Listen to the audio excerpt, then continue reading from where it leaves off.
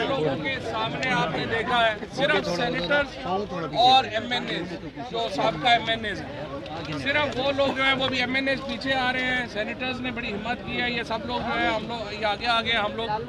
और इन्होंने मुझे आप बताएं कि क्या क़यामत आ गई है कि आप इलेक्शन हम यहाँ खड़े हैं, पूरा किसी के पास वेपन नहीं है, किसी के पास छोटी नहीं है, किसी के पास कुछ नहीं है, पत्थर किसी के पास कुछ नहीं है। आप आके याददाश्त देना चाहते हैं इलेक्शन कमीशन को कि आप नापाक हैं, आपसे पाक करना मुल्क को ज़रूरी है, ये हमारा हक नहीं है। आर्टिकल 15 आइन का पाकिस्तान का क्या कहता है? ये आज इन्होंने सारे जो शहरियों को ये कॉन्स्टिट्यूशन एवेन्यू पूरा इस्लामाबाद इस वक्त मैसूर कर दिए। हम छींक भी मारे तो राना सनाउल्लाह जो है वो इस्लामाबाद बंद कर दे तो उसके बाप का मुल्क है ये राना सनाउल्लाह जैसे जो लोग हैं। इस्लामाबाद में जेल कोई नहीं है, जेलें पंजाब और केपी में है। मैं आपको बताऊं, यहाँ पे किसी शख्स के साथ ज्यादती होगी उसको भुगतना पड़ेगा। ये अब वो नहीं रहा पाकिस्तान के, सारा पाकिस्तान इस वक्त तहरीक इंसाफ का पाकिस्तान है। ये जो लोग खड़े हैं इस वक्त, ये जो गुंडे जिन्होंने आज इस्लामाबाद के शहरियों को, पाकिस्तान के शहरियों को यहाँ पे ख़राब किया है। रेड जोन क्या आ गई है जी? रेड जोन में जनाब चीफ इलेक्शन कमीशनर खुद वो भाग गया यहाँ से। यादाश्त उसमें इतनी जुर्रत होनी चाहिए थी कि वो यादाश्त यहाँ पे वसूल कर सकता। और हमने अभी हम ये चाहते हैं, हम समझते हैं इलेक्शन कमीशन को फौरी इस्तीफ़ा देना चाहिए। इसके होते हुए आज जो कह रहे हैं हम इलेक्शनों के लिए तैयार हैं, आपके होते हुए कोई इलेक्शन इस मुल्क में काबिल कबूल नहीं होगा।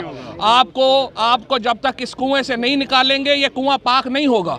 इसलिए हम चाहते हैं आप इस्तीफ़ा दें और ये हमारा हक है। हम पाकिस्तान की सबसे बड़ी सियासी जमात हैं।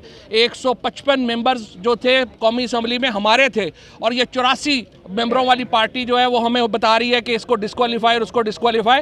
इमरान खान को डिस्क्वालीफाई करने के लिए जिन्होंने आज यहाँ पे रेफरेंस बनाया है, मैं उनको बताऊं कि सारी उम्र आपकी नैब में गुजरी है, आपके क्रिमिनल इंक्वायरियाँ भुगतते।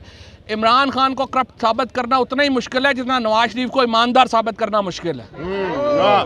ये बातें आप छोड़ दें, आप अपनी तरजीहात बेहतर करें। ये सारे मौजूद सेनेटर यहाँ पे आए हुए हैं और मैं ये चाहूँगा कि सब सेनेटर्स अपने अपने खिलात का इजहार करें। शिबली साहब से यहाँ पर लेकर आया हूँ, ये मिसाइल है।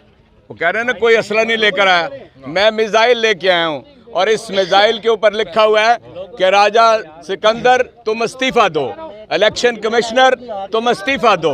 पहले तो इतनी बड़ी चपेट इसके मुंह पे पड़ी है कि अब तक 20 लोग उस लिस्ट में से आके इनको आईना दिखा चुके हैं कि वो पाकिस्तानी हैं और उन्होंने खुद इमरान खान की पीटीआई को अपनी मर्जी से फंड दिया है। अब आप बताइए कि इस केस के अंदर, किसी भी केस के अंदर एक गवाही अगर रह जाए वो केस ही खत्म हो जाता है। चुनाचे ये केस कोई केस ही नहीं है, केस हम दायर करने के लिए आए हैं। नवाज शरीफ ने उसामा बिन लादेन से पैसे लिए, मैं एजाज चौधरी इसका किसी ना किसी तरह शाहिद हूँ। मैं काजी हुसैन अहमद साहब के साथ था जब ये मामला तय पाया। मुझसे पूछें, इसने उसामा बिन लादेन से पैसे लिए बेनज़ीर को डिसलॉन्च करने के लिए। और मैं आज बेनज़ीर की रूह को और ये पैगाम देना चाहता हूं कि तुम्हारी औलाद इन बेगैरतों के साथ खड़ी है जो तुम्हें गालियां देते थे, तुम्हारी नंगी तस्वीरें देते थे। उसके बाद फजलुर रहमान साहब, मुझे पता है जब सैफुल इस्लाम पाकिस्तान आया था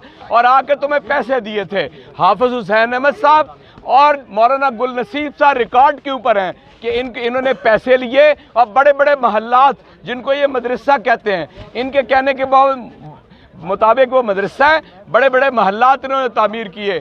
इनसे हिसाब लें। फिर हिसाब लेना, अगर सरे मल का हिसाब लें, हिसाब लेना है तो स्विस अकाउंट्स का हिसाब लें। और अभी जो पैसे अमेरिका से जरदारी ने लिए हैं, जो सिंध हाउस में लोगों के ज़मीन के खरीदो फरोख्त के लिए इस्तेमाल हुए हैं, वो पैसों का हिसाब दें। हम हिसाब देने वाले नहीं हैं। तहरीक इंसाफ 100-100, 200-200, 400-400 रुपया लेकर फंड इकट्ठा करती है। 40,000 का डेटाबेस है। इंशाअल्लाह ताला कोई खौफ नहीं है इनसे।